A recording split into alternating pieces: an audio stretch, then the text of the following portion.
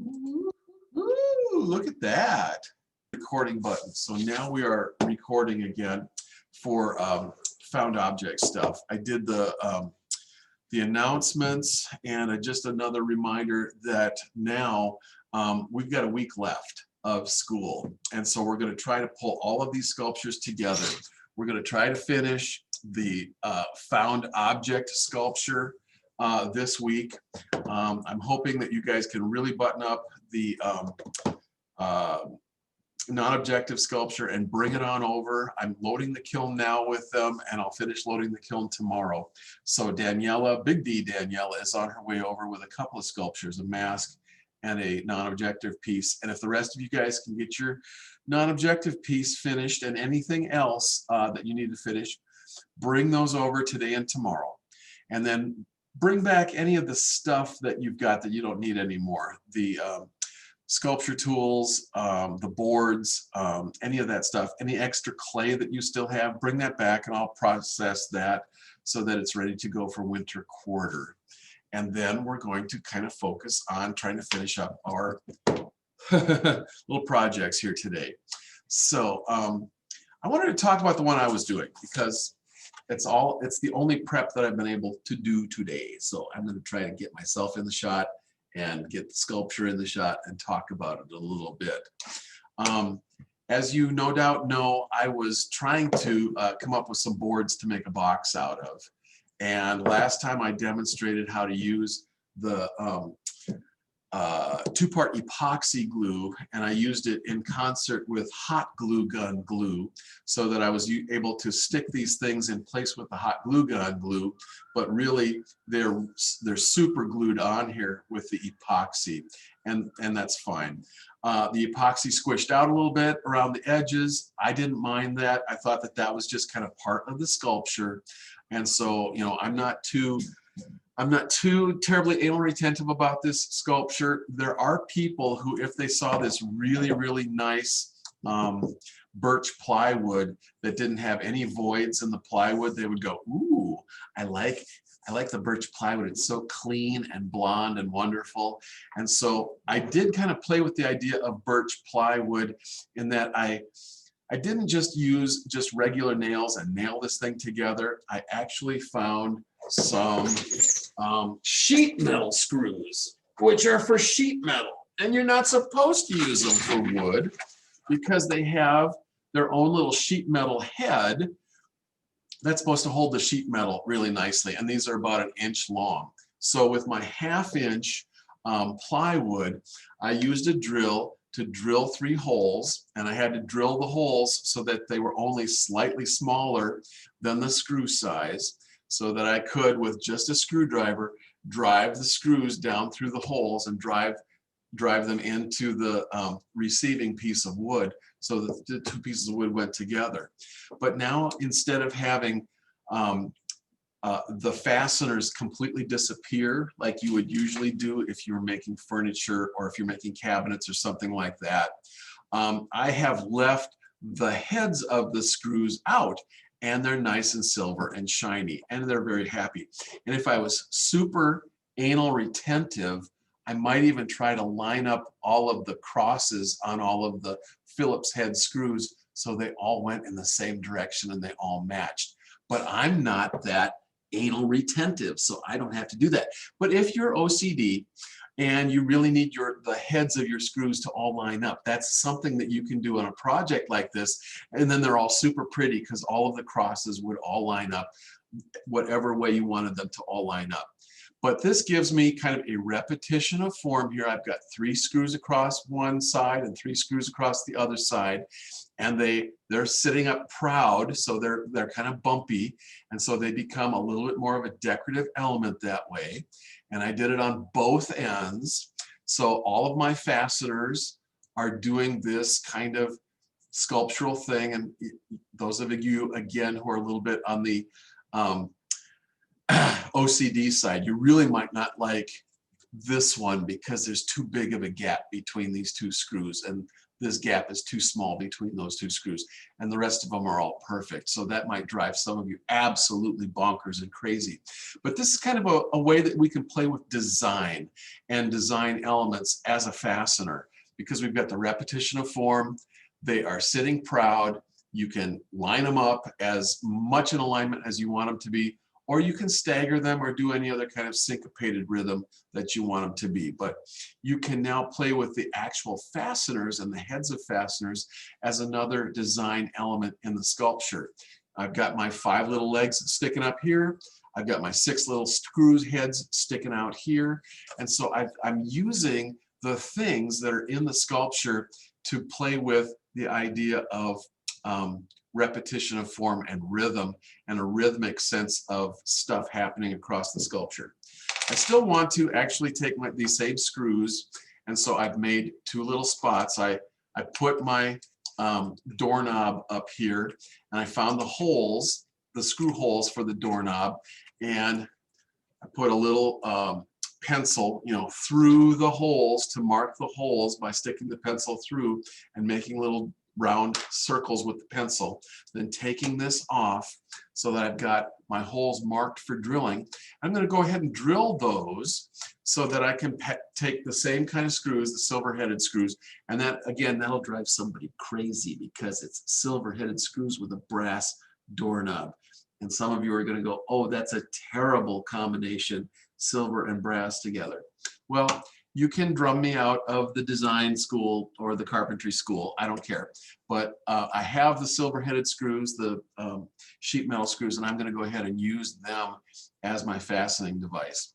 And so I'm going to do that over here, and I might as well just turn my camera over here where I'm going to be doing the drilling so you can see what horrible thing I'm about to do with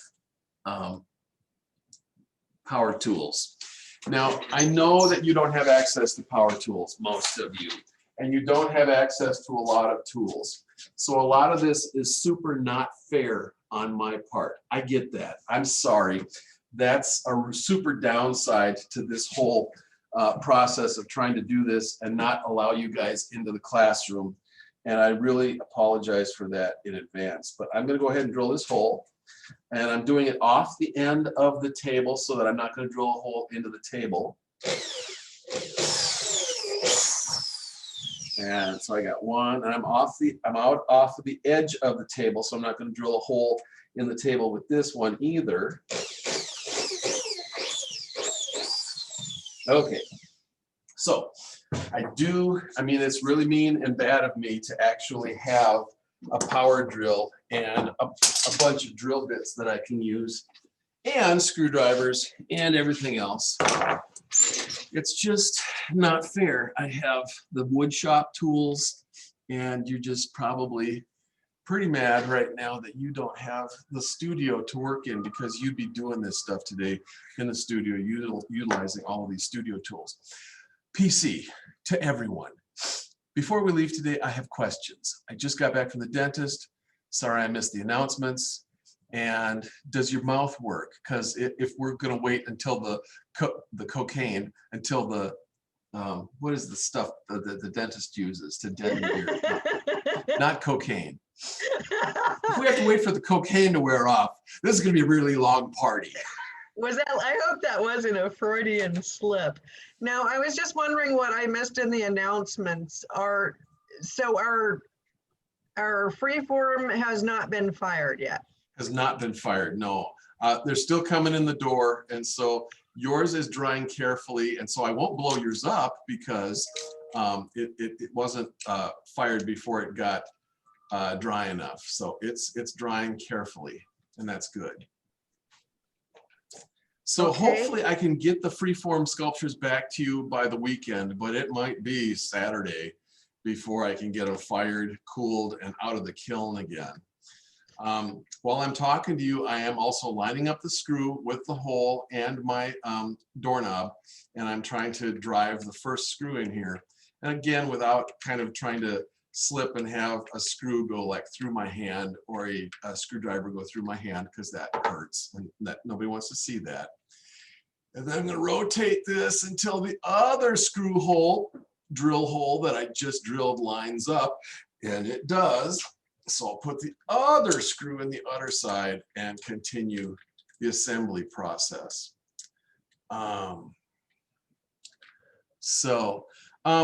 Paula, the announcements are going to disappoint you because mostly I was just talking about the two classes that I'm offering face-to-face winter quarter, which is bronze casting, Art 244, which is full, and Art 192, which is the figure sculpture class, 192 and 292, which you guys have already taken. And I don't think that you're interested in it again. So that's all I got for the art department for winter quarter besides my design class. And that's not a face-to-face, that's an online class. Well, sorry about your luck. I grabbed the bronze casting. You're in the bronze casting? Yeah. Oh, Yeah. damn the luck. That means I'm I have to sorry. deal with you again. I'm sorry about your luck. Oh, okay. All righty then. So that's good. That's really good. So I am gonna just, now that I've got some elements here, I've got my doorknob on one side, I've got my legs on the other. I can now just play. Every time you guys put something together, I really want you to try to play with them in different orientations in space to see how they work. I would love to make this work like this so that I've got my five-legged box form with this little brass doorknob being the head on this thing. This would be so cool, but it has no way to hold itself up. It wants to fall down. So I might have to conceive of it differently, like maybe going this way in space. I also thought about trying to eliminate this part of the doorknob or attach another base element to the doorknob to try to make it stand up like this. And so I'm playing with the different ways of trying to attach things. And so that's what we do, especially with a found object sculpture. We just have to keep trying to see how things work together and see what, juxtaposition of elements might work in the sculpture. And when something really speaks to us, when it's really interesting and it's really a good idea, then I can kind of figure out a way to actually glue it in place, because it's a two-part process. It has to look good, and then we have to try to figure out the fastening technique. How do we fasten the pieces together to make them good? With this, I'm still interested in the idea of making a little bit larger base element for this to stand up on, and it would either stand on this orientation in space or stand on this orientation in space. But I like the idea of what the doorknob does formally like this, which is allow the box to float off the tabletop, and it provides this kind of modulated stair step kind of approach, off of the box and onto some kind of larger, broader base element that gives me something that's stable to hold the piece up. Plus, this goes all the way back to ancient Greece and Rome, and the way that they used the stair steps on all four sides of the Greek temples as kind of a great big foundation that kind of allowed a stair-steppy approach to be a broad base that came in from all sides, and then the building went up from that. And so we've been kind of stuck with these kinds of classically inspired bases ever since the architecture of ancient Greece 2,500 years ago. But it works. It works from a formal standpoint. It works from a structural standpoint. It actually gives a way more stable base, and you get both the idea. You get two things, and we use these things today when we are designing trophies. Every trophy has a wide base that it stands on, and then it, like a cake stand, it presents the trophy part up into the middle of it. In fact, all of these things tend to look a little bit like trophies, the idea of creating these trophy things, because you got base and central element, box form, whatever, that might have columns in it, just like a Greek temple, and then put the little figure on top that is either the soccer player or the baseball player or the softball player or the volleyball player or whatever. And voila, you have a trophy that kind of recapitulates the idea of ancient Greece. And so in some ways, if you're building like this, we may still be recapitulating some of the ideas that come to us, you know, all the way from the Greeks in terms of sculpture and architecture and form. Not that there's anything wrong with that, but it's always good to recognize where the influences come from. So then you can check yourself and you can say, do I want to have that influence in my art? Is that an influence in a tradition that I want to participate in, or is it something that I am responding against or responding to because of the new realities of the 21st century? And these are the questions that we want to ask ourselves as artists all the time. And sometimes when we're playing with the found objects sculptures, we forget about our own aesthetics or, you know, the values and things that would inform our aesthetic choices if we had complete and total control over the imagery. So it's good to kind of remind yourself about, do I want to participate in that tradition? Is this thing actually doing that kind of a tradition? So the reason I ask about ancient Greece is because it's the basis of Western civilization. A lot of folks are not completely enamored of Western civilization for a variety of reasons. The patriarchy, the way that the West has tried to exploit the rest of the world. You know, there's all kinds of stuff, political and social things that we are questioning about Western civilization all the time in the 21st century as we kind of question our place in the world, and you know, whether we really do have the moral authority to have that place in the world.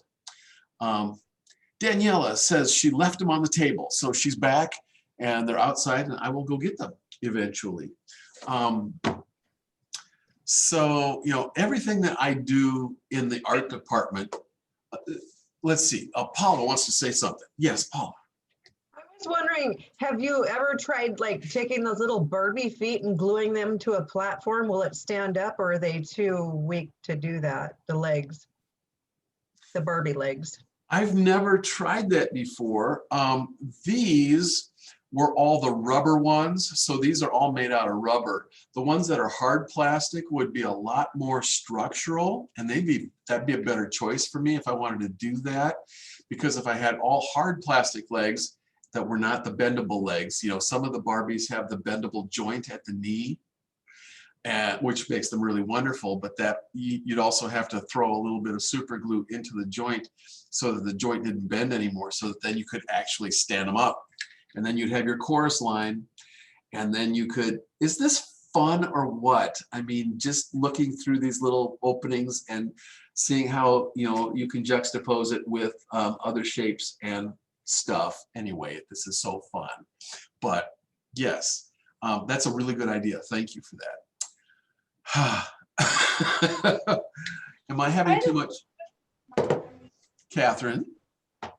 I was wondering if you, by any chance, in like your objects had, do you know like those Barbies where it's just like the head and shoulders and it's like the hair and makeup one? Does that make any sense? Yeah, I don't have one of those. I've seen them at the Goodwill store, and they're like half life size or something. So they're not quite full life size, but you can practice makeup on them. Yeah, or do you have like a big doll head with the shoulders or like anything? I was just wondering. I had a baby head on one of my large baby dolls and somebody got it. So one of you have the baby head somewhere. That's okay. Maybe I'll stop by Goodwill. Yeah, Goodwill it's a good place to find that last strange element that would just transform the sculpture into something perfect and wonderful. Like if I need a base element, a cake stand or something that could, you know, become the base element, you know, I might find that at Goodwill, especially down the aisle of all of the wooden knick-knack things, the wooden knick-knack aisle, and there's the metal bric-a-brac aisle. So between those two aisles, you can definitely find things that could be a base element or some kind of a structural element that then you can hang all of your other doll parts and pieces and parts on. Although I really like wood because I can drill into wood and I can drive screws into wood. And so that gives me another option for joinery and fastening things together. When you get the metal stuff, the super glue, the two-part epoxy glue works really poorly on the metal. You need to use wire or twine or string and do some binding with those kinds of things. Now the super glue two-part epoxy works really good in combination with binding. So if you're going to be able to wrap or wind stuff together and have a little bit of the epoxy glue underneath there, the two of those things work well together to wrap a plastic doll part up against a metal piece. But there are so many wonderful candlestick holders and other kinds of, that kind of classically inspired form that might just work in terms of being a base element for something like this. A candlestick under this would be a perfect thing to kind of get this off the ground and present it up about 6 inches off the tabletop. I have just inspired myself, and I'm going to go over and look for a candlestick at Goodwill. In fact, I've got a couple of them in the closet at home that I could probably go get and save myself 25 cents. So there. But this is, I really wanted to have us, having this meeting today because we're a week out from the end of the quarter. So hopefully between now and, the end of the quarter, you'll be able to really pull the last couple of elements together on your found object sculpture, and then maybe consider the possibility of transformation with paint with this. Now with this, you have some choices. You don't just have to use the acrylic paints. I know this is going to cost you money, but you might want to go get a rattle can of like silver paint or black paint from Walmart. It's $2.99 for the cheapest rattle can of paint. But spray paint on this would transform everything and pull it all together color-wise into one solid color. And that can be quite the harmonizing and transformational experience with the found object sculpture, because it really, there's something about pulling it together into a monochrome color that is quite powerful and can make all of these disparate elements and different materials become quite unified with the one kind of color going over the top of them. So that's a possibility. I'm going to demonstrate that next time. I'm going to get this thing finished, and I'm going to spray paint one side of it in silver or black, and I'm going to leave the other side the natural colors so that I can stand it up and show you one side with the natural colors, and then flip it around and show it the other side with all of the colors unified by paint. And then you can decide which approach works the best for you in that way. All right. Do you guys have like any other questions for me at this time? I think that we're going to be able to finish this quarter together. I think that we're going to be able to wrap up this sculpture and be able to try to put the finishing touches on the non-objective piece. And then next Tuesday, which is supposed to be our final exam day, all I wanted to do is have a Zoom meeting at the regular time where we could just have our projects kind of set up, visible from the webcam so that you can show them to each other and talk about them. And we would go around one at a time, round robin style, and each person could kind of just display their stuff. Aurora has a question. Yeah, my question, can you guys hear me okay? Yeah. Okay, perfect. My question is about the found object sculpture. Do you just want like pictures uploaded of them when they're done, or?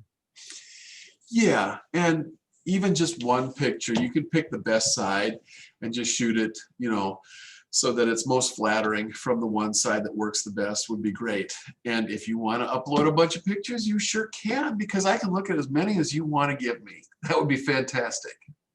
You are so jazzed about this. I am very jazzed about this. You love this sculpture. You've been having so much fun, and your whole your whole family, and all of your stuff is all about crafting. So this is amazing. Can I go ahead? I'm going to share.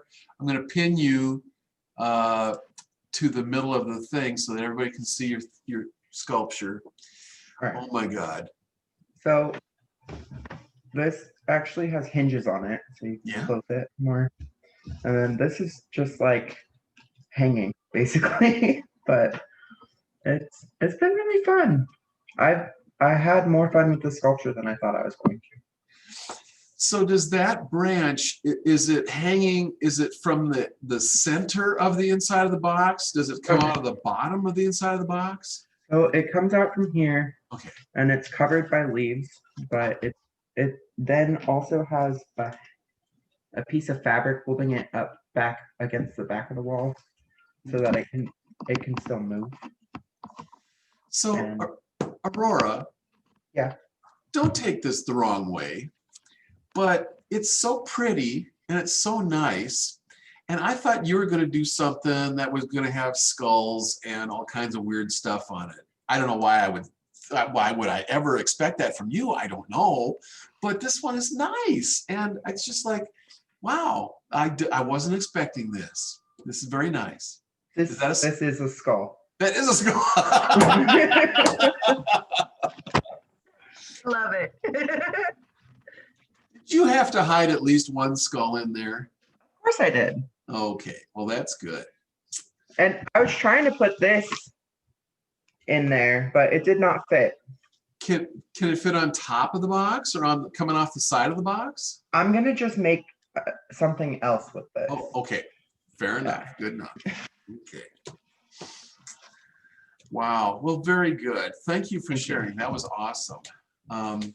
So I hope that everybody else who's kind of maybe not at the same level of crazy or creativity or whatever as Aurora is, that you're all getting something out of this, because I like the show and tell, and I like, I was doing a little bit of a demo the last couple of days, demonstrating some stuff to basic juxtaposition of forms and just basic fastening techniques. But hopefully you're getting enough out of this so that you can apply that to your found object sculpture too.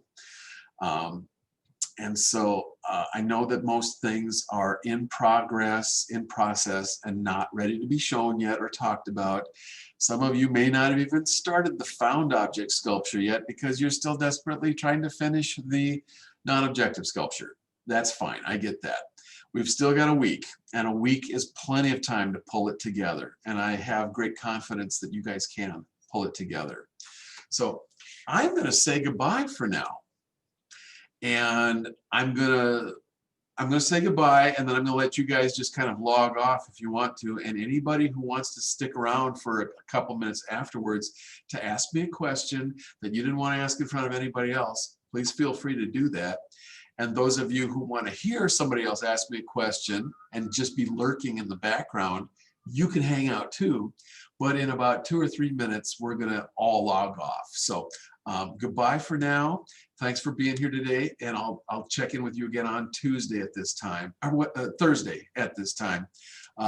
Please bring your sculptures over and pile them on my table, and I'll be bringing them in even after 5:30 tonight. So that would, and tomorrow, and bring your sculptures by tomorrow, and I'll get them. Christopher, you have a question.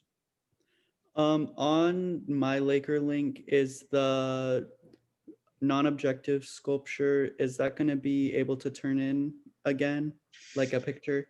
Yes, I'm going to reopen I'm going to reopen the due date on there so that it will accept your upload. I'll go ahead and do that. So thanks for reminding me. Appreciate that. Thank you. You're welcome. In fact, I better write a note to myself. Don't forget, you have to reopen that due date on that project. I had a question, I guess, or I guess it's just a comment on the cubism mask. I ended up trying to make something a little different than cubism. I tried making like an optical illusion kind of mask. It didn't turn out exactly 100% how I wanted it to. But I struggled a lot with the eyes once again, because this is more like cartoon looking, and which was kind of my objective. But her eyes, the placement doesn't seem correct. If I sent you a picture of like what it should look like before you fire it, do you think you could like try to maybe like adjust its facial features so it, one way it's supposed to look like an old lady with like a whole bunch of like bags beneath her eyes, and then when you flip it around it looks like a princess with like a crown on her head. uh I tried my Nice. best, and it's outside, so if I could send you a picture of like the animated like copy of what I made, and maybe you could make some kind of adjustment. I feel like it needs a little bit of help with the eyes. Yeah, no problem. I'm happy to. You go ahead and send me the picture. I'm going to go outside and bring in the sculpture so that I can take Mhm. care of it. And I probably won't let it dry out completely so that I can make that adjustment. Yeah, go Yeah, ahead and do she that. has quite a bit of hair on her, which I found difficult to hollow out. I didn't hollow out the hair part, but I did hollow out the actual face. Well, actually, I didn't hollow it out. I have a weird technique that I use now where I pile up bags and newspaper, and then I just do a thin layer. So then I don't have to like waste a lot of clay and hollow it out later on. So I basically build it already hollowed out. Okay, sounds good. Thank you. Okay, so I'll email you that picture. That'd be super. Thanks a lot. Okay. Thank you. Take care. Okay. I made myself a note. I'm going to reopen the non-objective sculpture due date. Okay, sounds good. Well, I'm gonna say goodbye for now. Thanks, you guys are working great, and I do appreciate all that you're doing, especially Aurora. You're knocking it out of the ballpark there. That's very nice. Thank you very much. See you guys on Thursday.